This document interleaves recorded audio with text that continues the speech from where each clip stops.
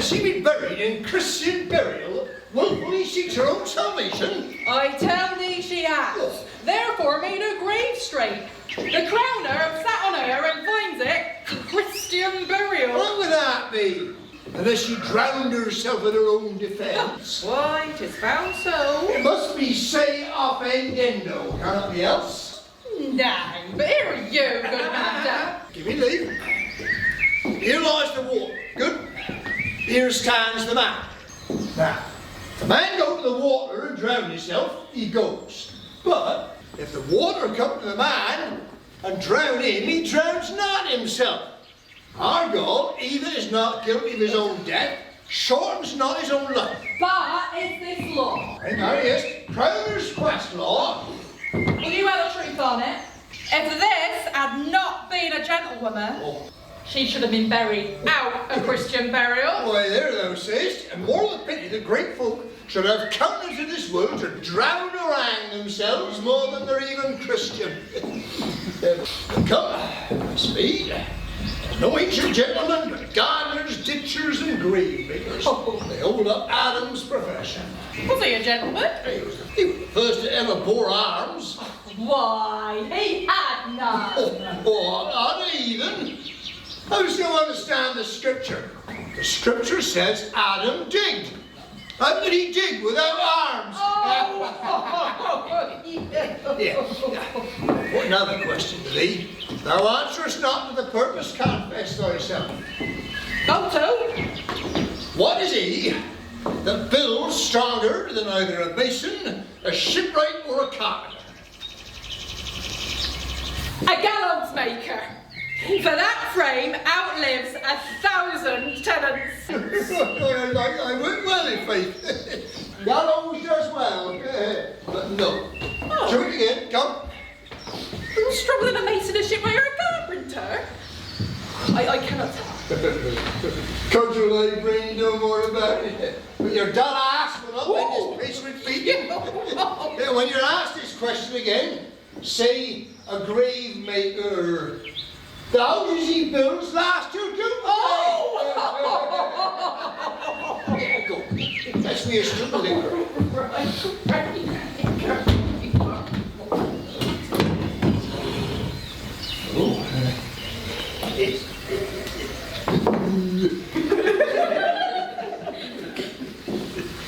That skull had a tongue in it, and could sing once.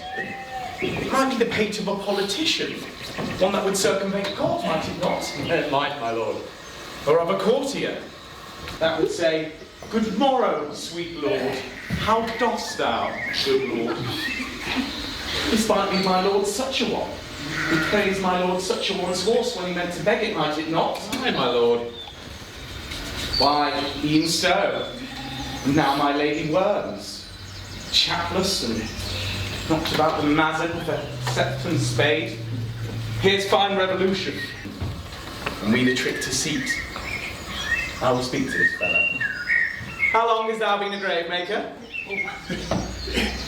Of all the days in the year, I came to it that day that our last King Hamlet overcame Fortinbras. How long is that since? Oh, cannot you tell that?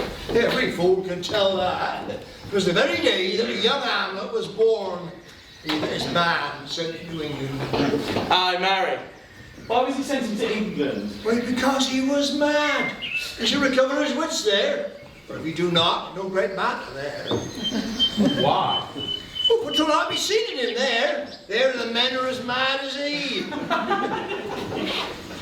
How came he mad? Very strangely, they say. How strangely? Faith, even with losing his wits. Upon what ground? Why, here in Denmark. Yeah, I've been sexton here. Man, boy, 30 years.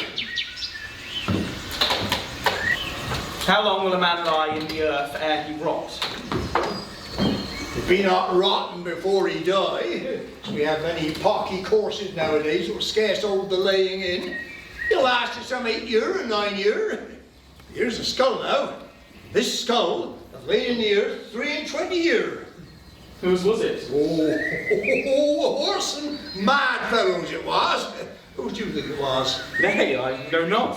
A pestilence shining for a mad road. I poured a flagon of Rhenish on my head once.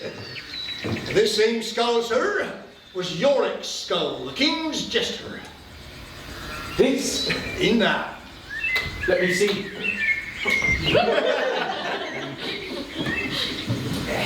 Alas, poor Yorick. I knew him, Horatio.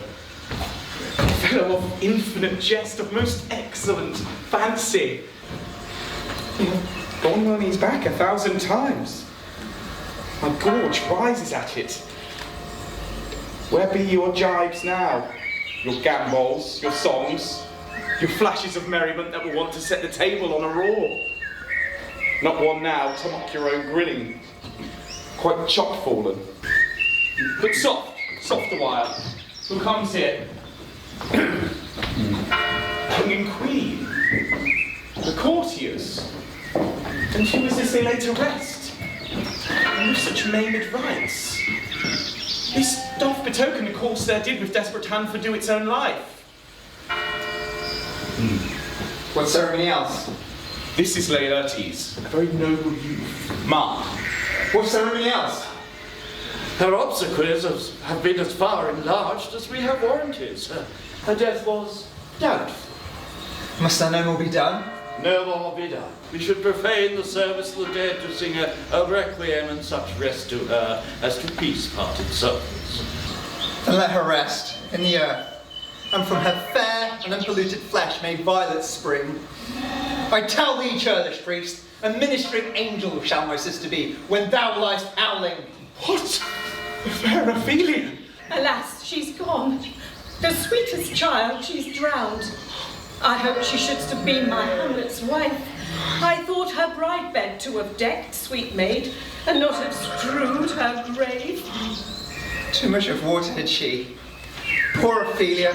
Must hold her once more in mine arms. This is I, Hamlet the Dane. The devil take thy soul! Pluck them asunder! I loved Ophelia. My lord, be quiet. 40,000 brothers with all that quantity of love could not make up my sum. What wilt thou do for her? Oh, he is mad, Laertes. Oh, for love of God, forbear him! Oh, swoons! What wilt thou do?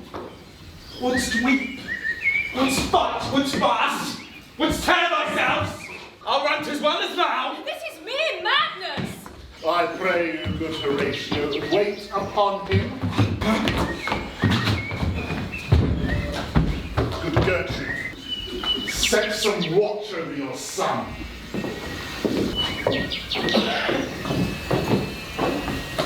He killed Polonius too. Not just Ophelia, but your father too. How came my father, Dad? I'll not be juggled with. To hell allegiance, vows to the blackest devil, conscience and grace, to the profoundest pit, I dare damnation. Let come what comes. Only I shall be revenged most thoroughly for my father and my sister. I am guiltless of your father's death, and am most sensible in grief for it. Hamlet's come back. What would you do to show yourself your father's son in deed, more than in words? To cut his throat in the church. Our revenge should have no bounds. I'll work him to an exploit, now ripe in my device, under the which he cannot choose but fall, and for his death no wind of blame shall breathe. But even his mother shall uncharge the practice and call it accident. My lord, I will be ruled, but rather, if you could devise it so, that I might be the organ. We know of your mastery of the foils. We'll put on those who will praise your excellence and put wager on your heads. He, being remiss, most generous and free from all contriving, will not peruse the foils. So you may choose a sword unbaited, and in a pass of practice, requite him for your father. I will do it. And for that purpose, I'll anoint my sword. I bought an unction of a mountebank, so mortal that but dip a knife in it where it draws blood. No cataclysm so rare, collected from all simples that have virtue under the moon, can save a thing from death, that is but scratched withal. I'll touch my point with this contagion, and if I gall him slightly, it may be death. Let us think further on this. I have it. When in your motions you are hot and dry, and make your bouts more violent to that end, and he shall call for drink. I have prepared him a drink for the nonce, whereon but sipping, if he by chance should escape your venomed stuck, our purpose shall hold there. There's a divinity that shapes our ends. Refute them how we will. That is most certain. Whilst journeying to England on the orders of this king, up from my cabin in the dark groped I to find Rosencrantz and Guildenstern, fingered their packet, making so bold as to unseal their grand commission, wherein I found, Horatio, royal knavery, an exact command that, on the supervise, no leisure baited, no, not to stay the grinding of the axe, my head should be struck off. It is possible. Being thus benetted with villainies, I sat me down, devised a new commission, wrote it fair, an earnest conjuration from the king. He should the bearers put to sudden death. What, so Rosencrantz and Guildenstern are dead? Why, man, did they not make love to this employment? What a king is this? Does it not, thinkest thee, stand me now upon? He that hath killed my king and whored my mother, popped in between the election and my hopes, thrown out his angle for my proper life, and with such cozenage, is not perfect conscience to quit him with this arm? It must be shortly known to him from England what is the issue of the business. It will be short. The interim is mine, and a man's life no more than to save one. Well, peace, who comes here? Your lordship is right welcome back to Denmark. I humbly thank you, sir. Dost know this waterfly? Not I, my lord. If your lordship were at leisure, I should impart a thing to you from his majesty. Here is newly come to court, Laertes. Believe me, an absolute gentleman. I take him to be a soul of great article. Your lordship speaks most infallibly of him. The concernancy, sir. Sir? What imports the nomination of this gentleman? Of Laertes. Oh, his purse is empty. All his golden words are spent. Of him, sir. I know you are not ignorant of what Excellence Laertes is. I mean, sir, for his weapon. What's his weapon? Rapier and dagger. That's but two of his weapons. But well, The king, sir, hath laid that in a dozen passes between yourself and him, he shall not exceed you 3 hits. And it would come to immediate trial if your lordship would vouchsafe the answer. how if I answer no? I mean, sir, the opposition of your person in trial. Sir, I will walk here in the hall. If it please his majesty, 'tis the breathing time of day for me. I commend my duty to your lordship. Yours. Oh, my lord! His Majesty has been waiting long to know if 'tis your pleasure to cross swords with Laertes. Just so I told this gadfly, and am constant to my purpose. But the king and queen and all are coming down. Oh, in happy time. The queen desires you to use some gentle entertainment to Laertes before you fall to play. She well instructs me. You will lose this wager, my lord. I do not think so. That if your mind dislike anything, obey it. I will say you are not fit. Not a whit. We defy augury. If it be now, 'tis not to come. If it be not to come, it will be now. If it be not now, yet it will come. The readiness is all.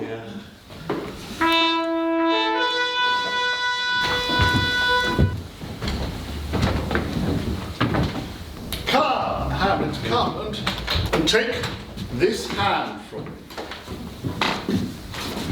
Give me your pardon, sir. I have done you wrong. The pardons, as you are a gentleman. What I have done, that might your nature, honour and exception roughly awake, I hear proclaim was madness. Was't Hamlet wronged, Laertes? Never Hamlet. Who does it then? His madness is poor Hamlet's enemy. I do receive your offered love like love, and will not wrong it. I embrace it freely. But give us the foils, come on. Come, one for me. Give up the foils, Osric! Cousin Hamlet, know you the wager? Very well, my lord. Your grace and lady also the weaker side. I do not fear it. I have seen you both. This one's too heavy. Let me see another. This likes me well. These foils have all a length. Aye, my good lord. Send me the stoops of wine upon that table. If Hamlet gives the first or second hit, the king shall drink to Hamlet's health. And in the cup a union shall he throw, richer than that which 4 successive kings of Denmark have worn in the crown. Give me the cup. Now, the king drinks to Hamlet. Come, begin. Come on, sir. Come, my lord.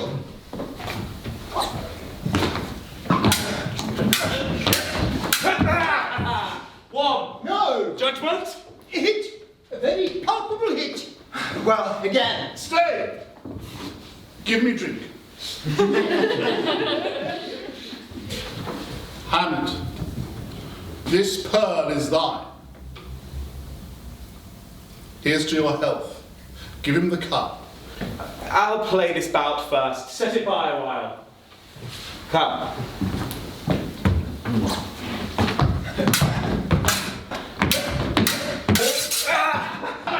What say you? A touch, I do confess. Oh, here, Hamlet, take my napkin, rub thy brow. The queen carouses to thy fortune, Hamlet. Which matter? Gertrude, do not drink. I will, my lord. I pray you pardon me.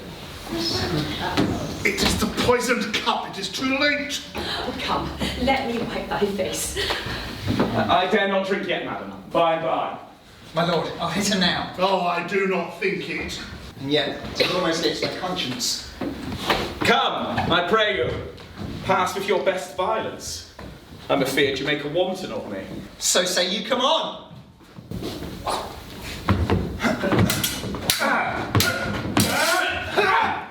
Well? Nothing, neither way. Oh, they are parson, they are incensed. Nay, come again.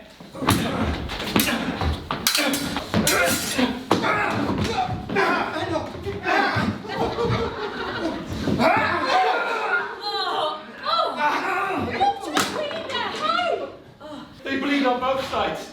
How is it, my lord? How is Laertes? Why, that's a woodcock to mine own spring. Osric, justly killed by mine own treachery. How does the queen? Oh, she swoons to see them bleed. No, no. The drink, the drink. Oh, my dear Hamlet, the drink, the drink. I am poisoned. Oh, villainy. Treachery. Seek it out. It is here, Hamlet. Hamlet, thou art slain. No medicine in the world can do thee good. The treacherous instrument is in thy hand, unbaited and envenomed. The foul practice hath turned itself on me. Lo, here I lie, never to rise again. Thy mother's poisoned. I can do no more. The king's to blame. The point. And venom too. Well, venom, to thy work. Oh! Treason! Treason! Oh, help me, friends. I am but hurt. Here, thou murderous, incestuous, damned dame, drink off this potion. Is thy union here? Follow my mother. Exchange forgiveness with me, Hamlet. Mine and my father's death comes not upon thee. nor thine on me. Heaven make thee free of it. I'll follow thee. Oh, I am dead, Horatio. Wretched queen, a Jew. Horatio, I am dead. Here is yet some liquor left. Give me the cup. Let go, by heaven, I'll have to. Oh, good Horatio, what a wounded name. Things standing thus unknown shall live behind me. If thou didst ever hold me in thy heart, absent thee from felicity a while, and in this harsh world draw thy breath in pain, to tell my story. What warlike noise is this? Queen Fortinbras from Norway gives this warlike wine. Oh, I am dead, Horatio. The wholesome poison quite well crows my spirit. I here do prophesy the election lights on Fortinbras. She, as my dying voice. The rest is silent. Now cracks a noble heart. Good night, sweet prince, and flights of angels sing thee to thy rest. But why does the drum come hither?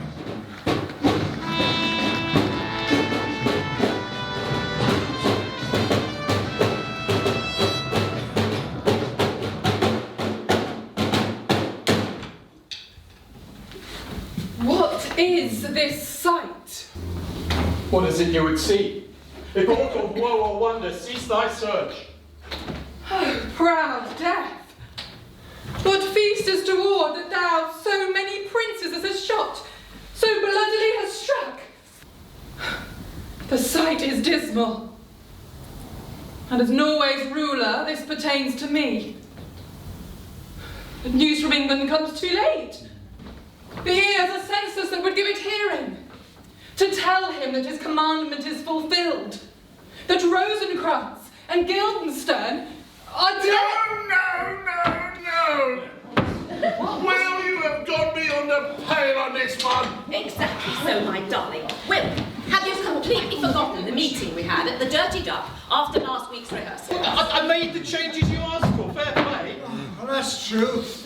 Last draft, Horatio and I both kicked the bucket by now. Personally, I rather like my dad. What, being sliced in half by Hamlet's sword as he finishes me off? That was pathetic, Will. It completely undercut my own death. And I'm a much more important character. And what about all the blood that's going to slosh around on stage? Who's going to clear that up? Yeah, well, no, I also cut out my own death, even though it was emotionally appropriate, since the course of true love never did run smooth. If you're going to play Horatio as Hamlet's lover, yes. But Hamlet's in love with me. What? No, me when I'm playing Ophelia, I mean, rather than this lady person. All this doubling up of parts confuses everything. I mean, why can't we have enough actors? We're not made of money, my dear woman. Don't dare patronise me. I'm very well aware of this company's dire financial state. Why I ever agreed to film this play, I just don't know. Especially if I've got the tiniest part ever, and my pay is abysmal. Maybe you stayed because you weren't offered anything better anywhere else. I earn less than anyone else around here, and I have to be stage manager, prompt, and general dog's body. Oh, this is the 21st century, isn't it? I've been telling you for years that it's an absolute disgrace that we women actors are paid less than the men. There must be a law against it. We work just as hard, we're far more reliable, and we're as talented as any of you. Oh, some of you may be. I doubt if any of you could have coped with weekly rep. Learning, rehearsing, performing all day long. Ah, those are the days. Stamina, that's all we had, stamina. And what is that? Darling, calm down or you'll have an apoplexy. And then where would we be? Bereft of our wonderful Gertrude. But I promise that I'll look at company salaries, but as you all well know well enough, the pay is related to the length of the part, not the sex. No, there won't be any company salaries unless we have a play. Oh, give the devil his due, we do have a play. Hamlet, a tragedy, my best work yet, by far. Oh, I beg to differ. If you compare it to The Dream, for instance. My Oberon was to die. And of your less successful efforts. Much Ado, for instance. The audiences flock to that. I love Much Ado, even though I would have been even better if I'd been Benedict. Not that I ever get a chance to show what I can really do, with him getting all the star roles. That scene, though, when you wept over my supposedly dead body in the tomb, gave me such a thrill. And we had such a romantic ending. A double wedding and a dance. Sent the audience home happy, see? You know, Will, they're right. Lots of audience feedback to say they much prefer that ending to the one in Romeo and Juliet. People want those guys to make it. Though, at least in this one I get to stay alive till Act 5. I'll never forgive you for killing off Mercutio before the interval. Aren't you worth your time staying for the curtain, was it, you boy? Well, I hope you don't mind my saying this, but you do seem to have a bit of a neurosis about bodies scattered all over the stage. I mean, maybe you should see someone. Well, do none of you care about the Aristotelian rules of tragedy? Huh? Well, Hamlet's fatal flaw of procrastination that inevitably results in all the needless deaths, and then as a foregone conclusion culminates in his own undoing. Here we go again, all this theory bollocks. My day, we just got on with it and got off. None of this university nonsense. I have to agree. It's something about time and place, isn't it? Oh, right, now, 3 unities. Time, place and action. I mean, for God's sake, do they teach you nothing at drama schools anymore? I mean, I only went to a local grammar school. If you stuck to the rules, Will, maybe we would appreciate it. Let me think. Unity of time. Well, rather than 24 hours, this Hamlet seems to go on for weeks as far as I can tell. You're so clever, darling. There isn't much unity of place. Oh, that's a barefaced lie. It all takes place in Elsinore. Big place, Elsinore. Battlements, throne room, assorted non-royal and royal chambers, and the little graveyard. My early scene is miles away from Elsinore anyway. Oh, nothing can come from nothing. I mean, there is a lot of plot. And an awful lot of bodies. Yeah, I already explained that. You know, as best I could, I stuck to the unity of the action idea. I mean, after all, the play is all about Hamlet trying to get up the courage to kill his own flesh and blood, his Uncle Claudius. Oh, is that what it's about? I did wonder. Yeah, and it kills anyone else who happens to be around. Like Polonius in Act 3, then me having to be just a Ponzi soldier in the last scene. So eccentric as Mercutio, see? He builds you up with a big juicy part and then he kicks you in the bottom. Enough! Ladies, gentlemen, we are losing sight of the plot here. We're not the only ones losing it. Enough! At our meeting last week, we agreed, you agreed too, Will, our audiences much prefer a happy ending. They flock to the dream, to Twelfth Night. They want a smidgen of tragedy, a hint of agony, a threat of the psychological doodahs, and then they want a cheerful resolution. Life's hard and gloomy in these plague-ridden times. Let's give them what they want. And what they want is A happy ending! And let's be honest, Will, there are plenty of other playwrights on the block, plenty of other scripts, plenty of other ideas out there. There's a play me, just waiting to get out. Oh, I know, it'll be amazing. I can't wait. You'll have to. He's been promising us his masterpiece for years. Just because you've got the imagination of a tortoise. Oh, so just stop it, you two! God's sake. Will, Very well, I get it. For you lot, the be-all and end-all is the happy ending, yeah? No sensitivity, no grief, no catharsis, no Aristotle. And more for us girls. Just think about equal rights for once. Bloody women's rights. Fine, I'll get it all done. Not that I'll have time to sleep away. Any other requests? Well, now you come to mention this, I do find this Osric a bit of a cliche, to be honest. Any chance of a better part for me in the second half? All right, so I've got to cut Osric, but I'm not allowed to kill him off. That's just being cruel to be kind. Anything else?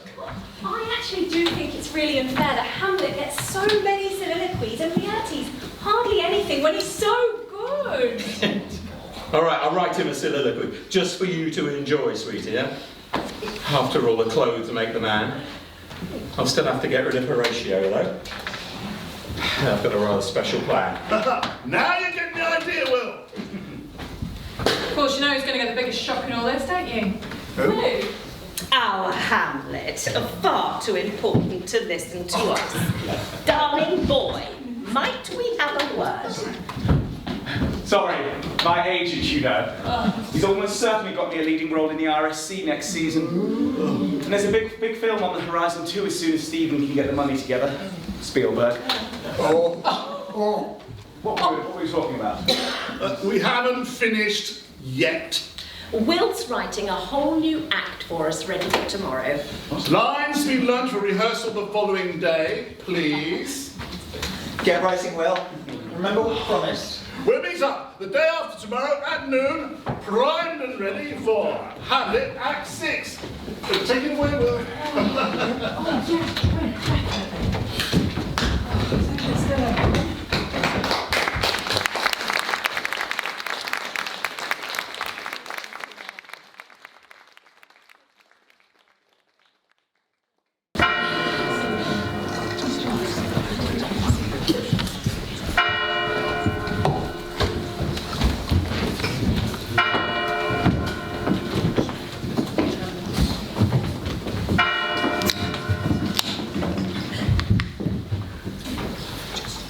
So have we heard of carnal, bloody and unnatural acts, of accidental judgments, casual slaughters, of deaths put on by cunning and forced cause, and, in this upshot, purposes mistook, fallen on the inventors' heads.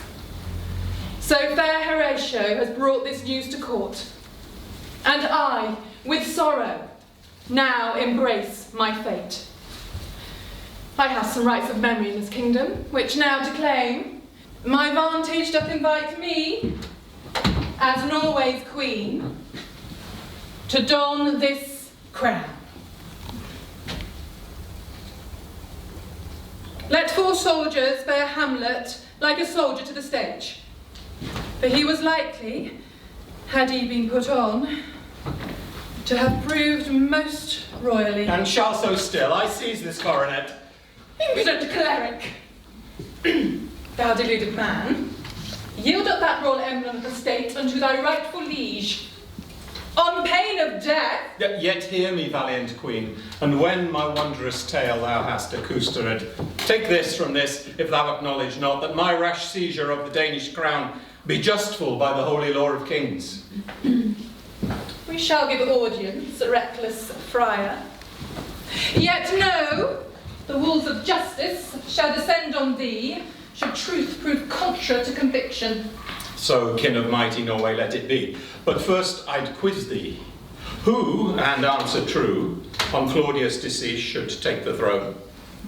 Why, Hamlet, son of Denmark's warrior lord, who slew my own great father in the wars. He who himself measures the ground in death. But Hamlet is alive. Oh, tush, foolish friar. Unbreathing lies his melancholy course, and cold his noble blood has ceased its flow, yielding to mortal wound. Yeah, look again. The body breathes. What alchemy is here? There's crimson in his lips.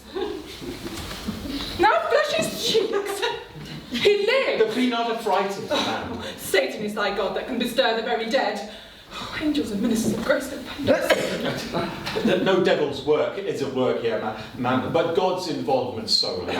Hamlet's cut was slighter than the briar's petty scratch when furrow the woods the huntsman heedless strides to close his prey. Him poison overcame. Poison? Upon Laertes' treacherous foil. This know I, for the source of that fell juice stands here before you. Thus saved I the life of Denmark's prince. With poison saved his life. How? Say you so? Ma'am, though a Dane, I long in Italy dwelt, where, tutored by a holy hermit sage, I came to con the virtues excellent of baleful weeds and precious juiced flowers, or muckle is the powerful grace that lies in plants, herbs, stones, and their true qualities. Now mark, When young Laertes first did hear of's father's end and at Prince Hamlet's hand, he came to me with tale of anguished dog, distempered unto pain but not to death. Quoth he, this hound I love I would dispatch, as life to him is naught but agony, with direst warnings of its dread effects to beast or man delivering certain doom. I served his wishes with a tincture. Venomous? Aye, fatal in its superficial signs. In essence, though, an unction innocent, yielding but loaned resemblance of decease. In brief, you witness here a butterfly death, now lit, now flown, until the destined day when young Prince Hamlet's soul should heavenward soar. See, he awakes. And with his waking, lo, my reign in Denmark thus is ended so. Go tell my soldiers to stand by and rest. The rest is silence. Now my stratagem, I thank thee God, comes to fruition. And in bleak Denmark my atonement for cruel miscarriage and Italian crimes enabled is. Hamlet, my lord, awake. Oh, wondrous. I methought was ta'en to heaven, and flights of angels sang me to my rest.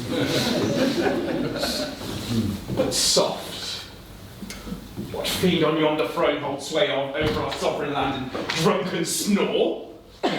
Usurper of my father's life, my mother's virtue, and my country's crown. His sword. Now may I do it, perhaps. Wait. Tricks of the mind delude me. Certain sure, ere that fond dream that I had flown above, I slew my devil uncle, doubly all, with poison, on the blade and in the wine, that heinous Claudius prepared for me and was my mother's bane. Yet 1, 2, 3, my catchy sequence is, I'll pop him thrice. This bulking bear shall serve. Hold, stay thy hand. Thine uncle lifeless lies. Good holy man, whom I confess has been these half-score years, purge me of all these murky, murderous thoughts. Pronounce me worthy of my country's throne, which I perceive from this most bloody wreck and the sad passing of my dam and queen, becomes my seat of governance by right. Contrition well becomes thee, goodly prince, yet must accession to the rule of Danes keep thee awaiting till a later time. Behold thy mother. Oh. That fell sergeant death, strict in his arrest, releaseth thee, dear brother. Son, what fantasy was here? I dreamt that poison stole away my breath, ending the turmoil of my harrowed life. Mine eyes once more beheld the wholesome form of thy great father's person, worthy king. Alas, with recall to this realm of care, I opened my eyes to find foul Claudius there. Loved queen and mother, sure my father's soul has winged its flight to God's celestial haven. Yet comfort thee with this. Yon tyrant cur, mine uncle, fueled by his crimes commit on earth, now fry in the very flames of hell. He's dead indeed. And thou this crown shalt wear. A good friar, a word. Methinks that in the corner of thine eye there gleams some knowledge of these strange behaps. I charge thee by the majesty of state, recount the means by which they come to pass. Madam, I shall. When first I fled these shores in banishment for sin of treasonous hue, afar I journeyed, gambled songs and mirth my life before, leaving in Denmark, then in holy orders consolation found, and with it wisdom of the natural world. As saintly Francis conversed with the beasts, so I from plants did garner harvest rich of medicines and distillations rare, until one woeful hap, which I do weep to think upon, and cannot cease to do. Chastened to Denmark I returned, grey hairs and habit drear concealing what I'd been, yea, in from those whose hearts had once been mine. Come to it, old friar. Claudius the king, or rather as he then was, mean sibling to his royal brother Hamlet, knowing of my skill in medication, sought of me a draught of Hebona. An essence fell in function and most merciless to life. With protest did I yield to his demand, except in this. The potion he received of me was but my counterfeited dram, whose work would mimic death for a brief span. This was then the poison in the cup that stole Prince Hamlet's breath a while, and mine. And mine, cursed Hamlet, meet thy doom! Laertes, hold thy hand. I pray thee sweet thy words with honey of calm and reconcilement. I'll not be juggled with yon vilesome prince. 'Tis slay my father, whose white locks deserve not murder, but the reverence of old age. And my dear sister, fair Ophelia, plunged to her dank grave in madness, driven by him. I loved Ophelia. Damned Hamlet, die! Laertes, hold thy hand. Thou shalt see justice for all the ills thy house has borne. Come forth. Polonius! Art thou a ghost? Now do I dream again, or spirits walk? O vision of my fallen father, speak! Laertes, son, my blessing with thee thus. I see that thou my precept hast forgot. Look, thou remember, give thy thoughts no tongue, nor any unproportioned thought his act, until thou hast... Father, 'tis thee, 'tis sure, embrace thy son in love. Polonius lives, but how?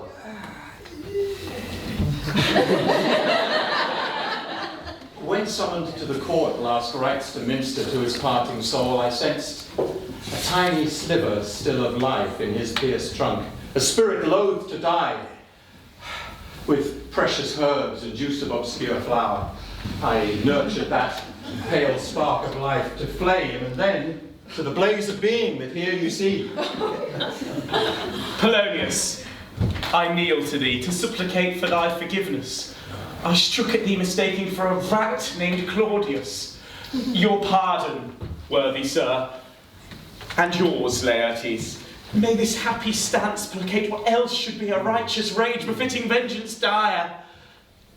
To hell with that. No ministering monk was there to clutch. From the dread maw of death, that angel pure, sweet maid, dear sister, kind Ophelia, thou reverence should tremble, sigh and weep, for impotent to save her precious life. I to myself would prove myself untrue, should have withhold vengeance to take on you. Laertes, son, I charge thee rant no more. Feast thou thine eyes instead on your...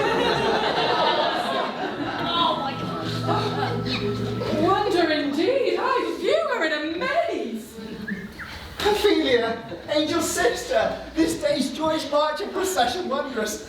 Father, tell, how can this joyous miracle to pass? Child, I may call thee so, though man thou art, yet wert thou once a child, and child of mine. But let that pass. What thinkst thou of me now? Why, as my sage and honourable sire, etched with the dignity of passing years. Dear boy, I fain would prove so.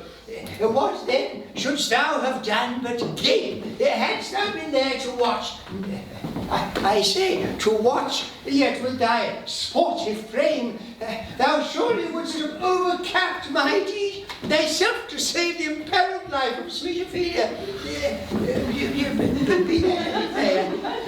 Where was I?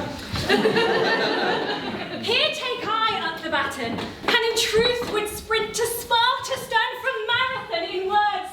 So pent up is my urge to tell the world beyond the close that's been my home these weeks, since dear my father showed his age to be illusion. First, I must plead with each of you for pardon. I have sinned and worked deception on you all. For in despair that ever I might gain the man whose conquest was and is the only goal of my heart's passion, I did cruelly aped distraction. But the madness that I feigned was but to conjure pity in the heart of my heart's heart. Yet ere I could return to him to reinforce my earnest plea, ill-fitting though such importuning were for daughter of a courtly noble grave, forgive me, father, death played dice with me. Well named is the die we throw when matched with that grim keeper of the ultimate bourne. For gathering pendant garlands from the trees, I overreached myself and headlong fell into the thirsty brook, which drank me down to silty depth of blackness. By God's grace, it happened in the selfsame blink of time that in the dusk we strolled, as was our wont, along the bosky virons of a stream, close to the cell wherein we spent our days. I mean myself and good Polonius, that lord now full recovered from the wound inflicted by the hasty prince's thrust, reluctant yet to show himself at court, saw with pricked pride that the funereal rites, accorded to the course believed to be that of Polonius, Denmark's premier, should be dismissed with hugger-mugger haste by the decree of Claudius. So I learned. Too late to amend. Error from Paris came. Allow me to conclude this rambling tale. Rambling indeed, as we did ramble there, deep in converse of sage divinity. Our words were interrupted by a sound of gasp and splash and floundering of limbs. Beheld we then the vision of a nymph, e'en in the act of sinking out of sight. What mysteries encompass humankind? Where fled my stiffness? Whither flew my years? When on the instant to the depths I dove, I sought, I clasped, I drenched my daughter out. And Jove be praised, my darling was alive, conscious until she gazed into the face of her supposed dead father, whereat she askance did faint away with sigh profound. Wondrous. Then have I a sister yet? But soft, how come such circumstance prevail? This prince and I did wrestle o'er thy grave in disrespectful brawl. Oh, wonder not. Thy medicine. Indeed. For while the departing herd of courtiers wound across the lea, we bore Ophelia to a caring nurse whose dumb devotion has her life restored. Since when the goodly friar did anchor us within the haven of his hermit cell, until the winds blew fair to waft us back safely to court. A touching tale. Ah, my queen! I'll have the crown. And wherefore this reckoned crop of reckoned salmon sweet hath sprouted from the soil of gory deeds? I know not, nor I care. In brief, my lord. In brief is not thy forte. What's done is done. Sweet Gertrude, sit thou by my side. The tiller of the ship of the state of Denmark demands a steady hand, and that is mine. Foul villain, vilest prince that ever throne defiled. Now steal I leave to pledge just loyalty to the land of Danes. Blessed realm of heroes bred in northern climes to thrive amidst adversity and war. Denmark, poor Denmark, thou hast suffered dear beneath the cruel heel of this false king, who is the rotten something in this state oft spoke of in the annals of our times.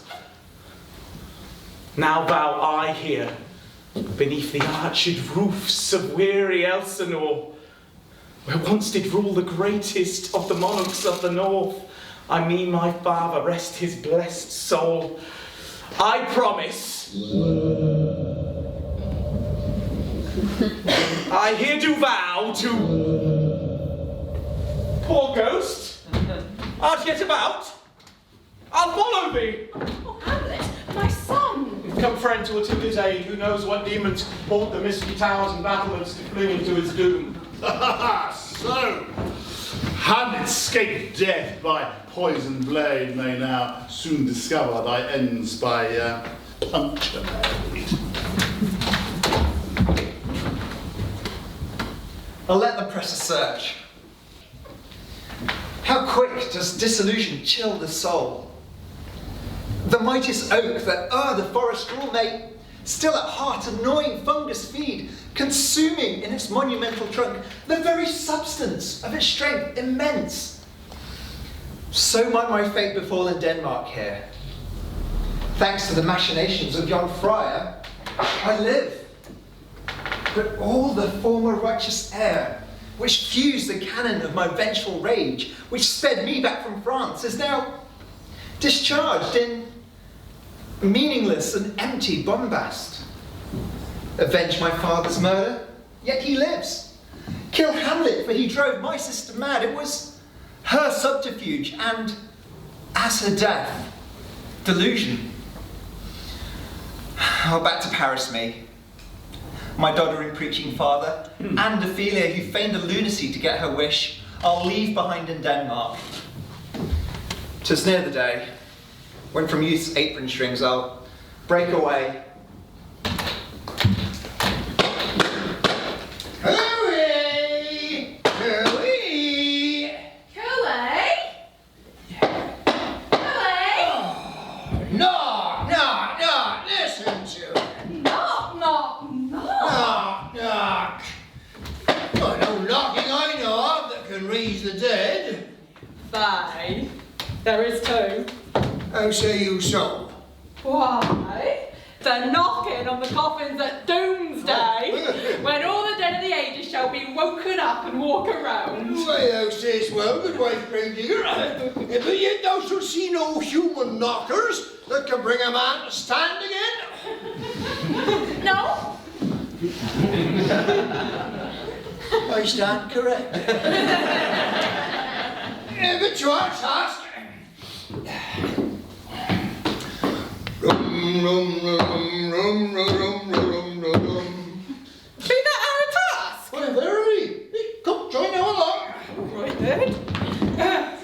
Rum, rum, rum, rum, rum, rum, rum, rum, rum. Rum, rum, rum, rum, rum, rum, rum. How's this? Were we not sent to the castle here to measure the dead, so the graves might befit the royal corpses? 'Twere a pity we should fail in so solemn a measurement. Why, what is this air but a solemn measure indeed? Oh! Nay, 'tis but a grave tune. But soft. Where be the royal remains? Oh, Where's the king? where's the queen? Where's the Prince Hamlet? Where are the young ladies? What have you done with the dead bodies? Be there no corpses? I can guess the purpose for our being here. 'Tis not but an interlude.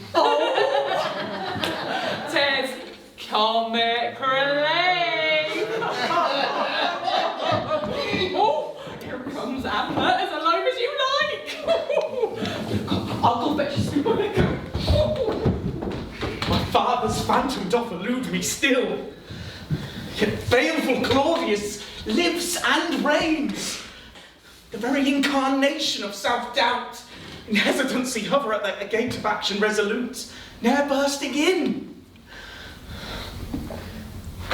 Why, were I a prince indeed, and offspring true of my dear warrior father, rest his soul, would I not strike my uncle's murderous head clean from shoulders? Here's the Danish throne, upon whose cushions rich have sat 8 kings, each nobler than the last, until this snake, whose guile insinuates his slivering words into the minds of all he meets save me, annexing power o'er them. Father dear, old Hamlet, rightful king, thy manly blood flows in the unworthy veins of this thy son, inflaming me to action. Grant me this, that I may soon adorn this yearning brow with Denmark's royal crown, and I will vow to rule with justice, wisdom, and the good of all thy suffering citizens in my heart. I do swear upon my very sword, upon my life, upon my father. Aye, no ghost but vital substance animate, as evidenced by this urge you embrace. And as in now revealed to all the court, come in, and let me vouchsafe all the strange circumstance that led to this event momentous, which I see hath wrought new miracle. My son bereft of speech, which in more normal times does freely flow, trippingly on his tongue. I am made dumb. Aye, Petrus Claudius too. Those bonds severe shall clamp their iron fondle about his wrists, till he's enwrapped by justice for his crimes. Know all then, my convalescement these many moons did keep me from my siege, while yon wise friar did turn about my heart from flaming vengeful hate to feelings cool, of calm, and comely reconcilement towards Claudius. His ever vaulting pride and thwarted longings for our nation's crown did spur him on to murder. Murder! Yea, most fell. Lo, witness that his villainy failed. For as I know you know, the friar's draught, innocuous in its ultimate effect, did shield my blood from mortal atrophy. And when in steel all clad we beheld thy ghost upon the wintry battlements, was I myself besprighted in the mist. And when in ceremonial grief we laid thy corpse to stony burial in the earth, I, with a loyal sexton's burly aid, his highness to a secret hall did bring, where till the bloom of life to him returned, he dwelt up to the present joyful day. Joyful indeed, for here we take the place which by divine decree is rightly ours, while close beside us, bound by mutual troths, made stronger by forgiveness, hers and mine, for wrongs whatever done to her or me, my wife, my Gertrude, glorifies her throne. And as for Claudius... My liege, by my office as Minister of State, although in admiration, nay, in awe, at this thy saintly pardon of her faults, yet must I set in motion, though it bring emotion grievous streaming in its wake, or should I say, awake emotion sad, for thus I'll gain some words to double o'er their meanings. But that be. I say, the law insists, no man shall take two wives, on pain of death by hanging. But no woman neither. The queen must die. For she has wed two husbands here, and taken them both to bed. I crave your highness pardon. Speaking plain is oftentimes your loyal Polonius' bane. Oh, did ever sunshine smile upon the earth without some leaden-clouded heathen view to spoil the beauteous day? Polonius here speaks true, alack the times. My fair beloved, thou art beholden to the nation's laws. In innocence, believing me deceased, I took my brother's ring. When kings and queens override the statute, then chaos comes. The dogs of war do override the peace and moral order of the sovereign state. Thou must this stricture, harsh, obey. Father and king, thy son kneels down to thee in supplication for thy dam and queen. Thy word was innocence. Pardon was the theme of thou most dear restoration to the throne. So again let forgiveness flow from thee to spare this all-unwitting criminal. Oh, the law I iterate it must prevail. Claudius, for treason against my person dost thou stand guilty, forfeit therefore be thy life. And likewise, sweetest Gertrude, must thou die, though bitter tears do drown my grieving eye. Hold hard, just king. The upholder of the right of law, and rightly so. The queen shall live. Tush, friar, be thou advised. Yet hear me out. We still have known thee for a holy man, but plead ye not for us to bend the law. No flexibility is needed. But my lord, thinkst thou that, cognizant thou wert alive, I would deliver up the virtuous queen unto a bigamous match? My sovereign, no. Deceitful cleric! 'Twas thy slippery self that conducted here the ceremony grand that did unite the factions of the land. Else had it fallen into civil strife, had I not politic made Claudia's wife. And that such were the self-same reasons I did act to save our Denmark, yet in heaven's sight I wed thee not. Alas the day thou didst. Oh, strumpet friar, serving shifty times to feather still thy nest obsequious, preaching but texts that thou knowest the powerful would pay to hear. Thou spliced us thoroughly. Nay, for the rituals I did employ were empty repetitions of trite phrase and echoes only of the sacred writ. Thou art, my queen, no more to Claudius found in holy matrimony than am I, which were indeed a wondrous merry match. Is this the truth? It is, my lord. Then swear.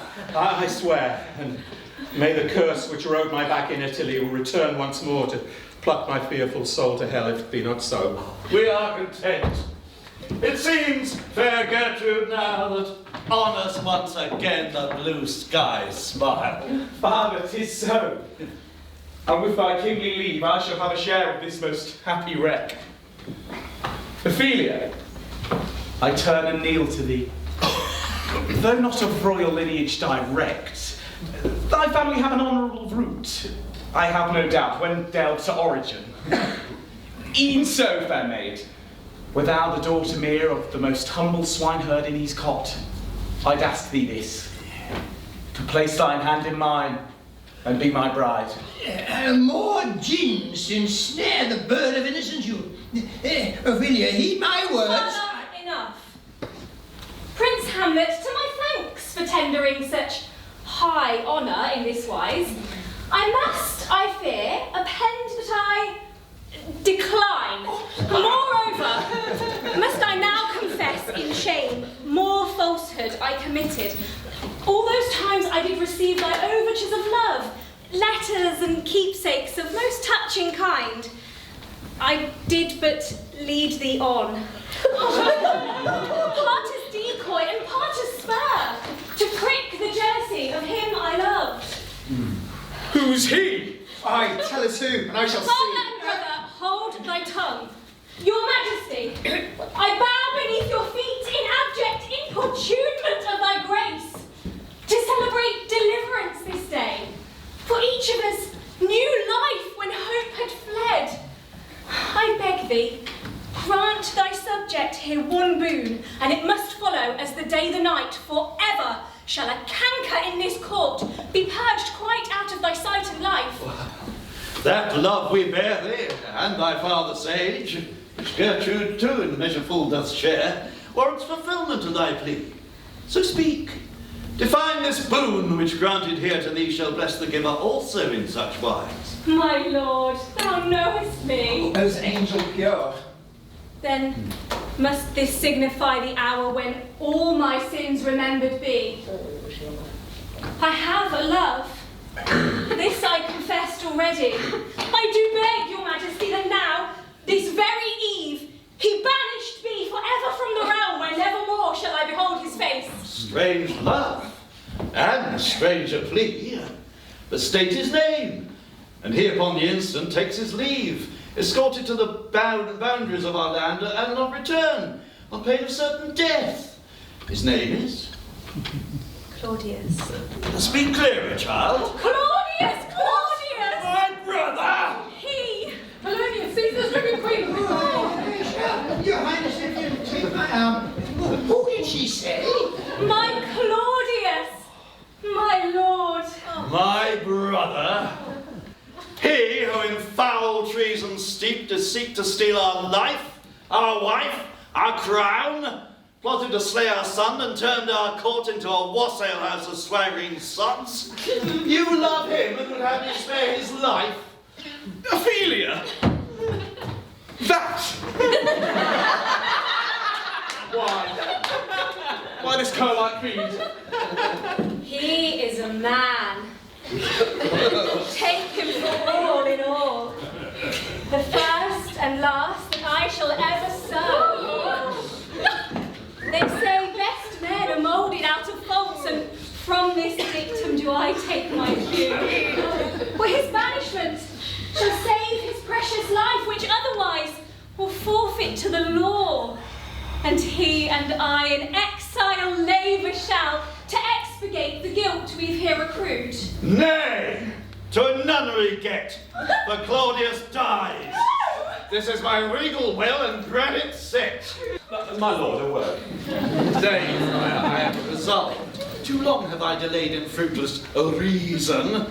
Take him to execution for his treason. There's some limit to my stock of pardons. The quantity of mercy is not weighed, nor is it pertinent to Claudius' fate. King Hamlet, thou didst grant Ophelia's boon, and as a king who'd see proud Denmark dwell in honesty and truth and rule of law, thou must stand steadfast now to honour thy word, and be a king indeed as much as name. Thou good old friar, once more thy counsel sound and guide my steps from rage to wisdom. So, rank brother, it seems thou art escaped from peril imminent of judicial death, and with this maid, whose love thou not deserves, take thou thy leave of Denmark. Loose his chains. Oh, my offence was foul. It stinks to the skies, but now I'm not possessed of the effects for which I sought to rob thee of thy breath. Good brother, I may sue for pardon sweet of heaven, and atone for myriad crimes, a life of virtue, charity, and love, in the consort with my fair Ophelia. Oh, King Hamlet, may God's benison remain o'er thee and all the blessed land of Dane. Adieu! Remember me. I am recovered. Welcome, Chuck. Oh, good friar, why creepst thou thus so stealthily away? Good holy man, hold hard. This long day's work of reconcilement, evil deeds put right, and common good to all, is foremost thine. Yes, mystery surrounds thee. What's thy name? Lawrence, my lord, And whence came you? from the plains of Italy, where dwelt I till the time when gloomy peace o'erhung the city fair which harboured me. Why gloom? Was sorrow there? Aye, by this hand. For dismal fate decreed a pair of star-crossed lovers met their end, but would not, had I prudent silence kept and not have interfered. But now at last, in Elsinore perhaps I have restored new life in lieu of that which was usurped. Reviving Friar Lawrence. All who here were dead to the world, with one exception. For all her blessed with life but thee. Who? Poor Yorick, alas, father's old jester. Ah, nay. Not yours. It could not be. Why, 23 years lay this bone. The sexton so reported. He was wronged. That jester quit our land in deepest shame, in banishment. For what? What heinous crime? For love, which dared to risk what lovers do, despite the pride of kingship. Whoa, old friar, knowest not of such matters. Hamlet, list, come close. All I now to thee impart touches thee close, my dearest only son. Ere my beloved Gertrude was my bride, already was she blessed, though small, with child. And I, enamoured of my beauteous queen, presumed in mine. But when 5 years had passed... I was in total love with my mate's soul. She did confess the lapse, rather than nurse a single secret between us. She, I strove, but into exile the natural father sent. Hath borne me on his back 1,000 times, this Yorick. Soft! My slow witch dream has but this moment oozed to reach the sea of truth. Yorick!